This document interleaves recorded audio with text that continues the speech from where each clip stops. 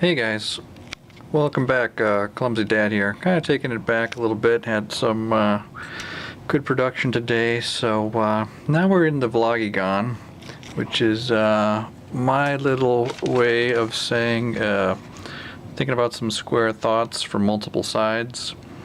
God, that sounds lame. I'm glad I didn't just think of that 5 minutes ago. Anyways, hey, a little Nyrums down here, camouflage, chilling, pretty cool. What we're going to talk about today is this whole idea and dynamic of 2-player, 3-player, and 4-player.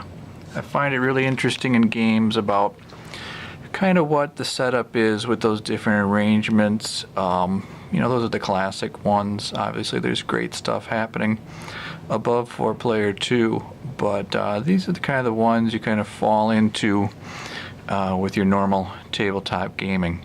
So what are we talking about here? For 2-player,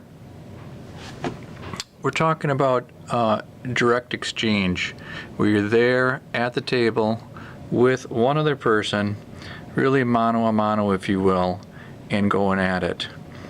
And in that way, you're able to understand directly what they're playing.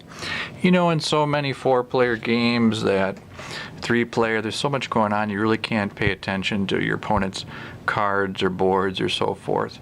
But in that 2-player, you can really focus in and strategize, and therefore there's more of a clear path about what you want to get done, and that you can actually directly influence them, change, block, remove, whatever it is.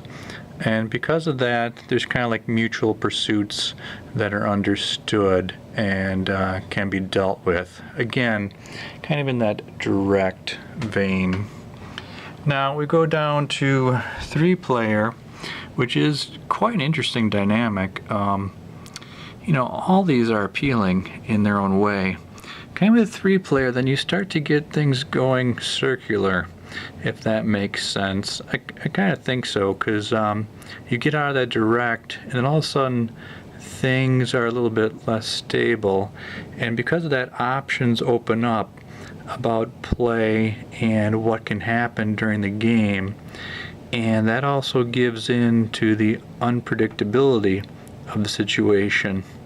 So again, you know, if you can kind of help me out with your thoughts, pros and cons about this whole discussion, that'd be great. My battery's flashing. I think we'll make it though. We don't have too further to go. Most of these vlogs are going to be hanging out at 4 minutes. And saying that, we go to 4-player, which kind of has that old card game around the table, traditional symmetry, you know, the 4-square. But with that, there can be swings and dynamics, you know, between, because you get 4 different players. There can be, you know, just one person gets ahead, later player 1's out in front, later player 4 makes a rally, and so forth. And also with that, there's surprises, because you go around the table, you don't know who's going to reveal what or take what. Like I said, is different from 2-player. You just don't really know what's going on with everyone's strategy. There's too much going on to hold on to or to watch, and sometimes it's kind of freeing and fun because you just don't have to pay attention directly to other players.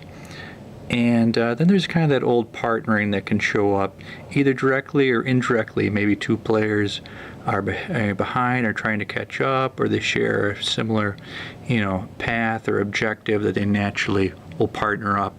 I guess the new word, kind of co-op, could be brought into play for part of the game too. So thanks for entering the Vlogygon with me, and leave your comments, because I think this whole thing is quite interesting about the dynamics of 2P, 3P, and 4P. Hey, thanks a lot. Clumsy Dad. Have a good one.